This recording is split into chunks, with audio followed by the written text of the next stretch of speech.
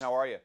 Pretty good. Thanks for taking time out. Yeah, Jason, no I worries, just wanted man. to let you know, Jason, you're going to have 4 minutes, and we'll start now. I'll give you a 1 minute and then 1 minute signal, and then a wrap up as well.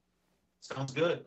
Well, Morgan, you always find an interesting cast of characters for your films. Yeah. How did you go about finding these guys?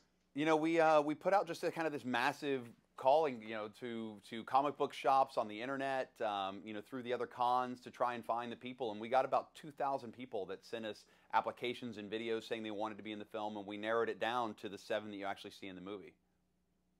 Awesome. Well, who was the most surprising character that you came across on the way? Well, I mean, there's so many people that I love in this movie. I mean, I love James Darling and Say Young, the guy who wants to propose to his girlfriend at Comic-Con.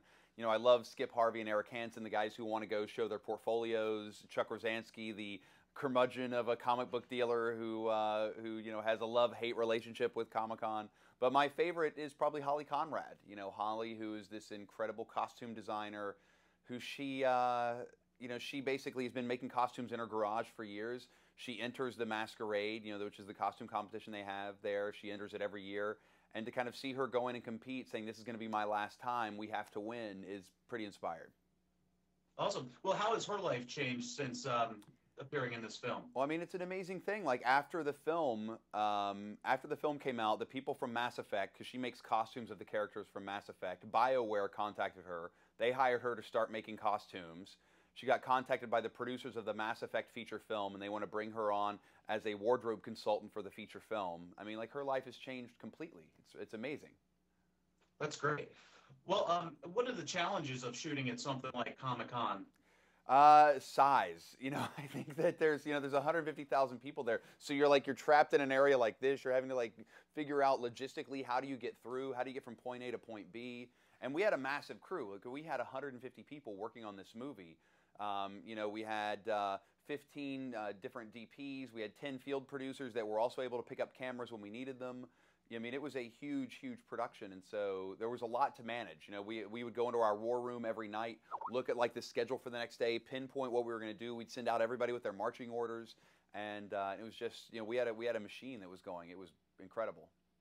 Awesome. Well, do you think that Comic-Con will continue to grow at the rate that it has, or has it kind of seen its peak at this point? I mean, they sell out their badges like this every year. Like, they sell out their badges in a matter of 2-3 days. So there is a desire to go. There's a desire for more people to come. And the convention center's already said that they're going to expand the convention center because there's more vendors that want to come, and they don't have enough space. So I think you will see Comic-Con continue to grow. I think it will get bigger, and I think that I think you'll also see them add another day. I think they'll add one more day at the beginning. So now preview night will be on Tuesday, and then it'll be Wednesday, Thursday, Friday, Saturday, Sunday, just because the demand is so high. Jason, Gotcha. you have about 1 minute left.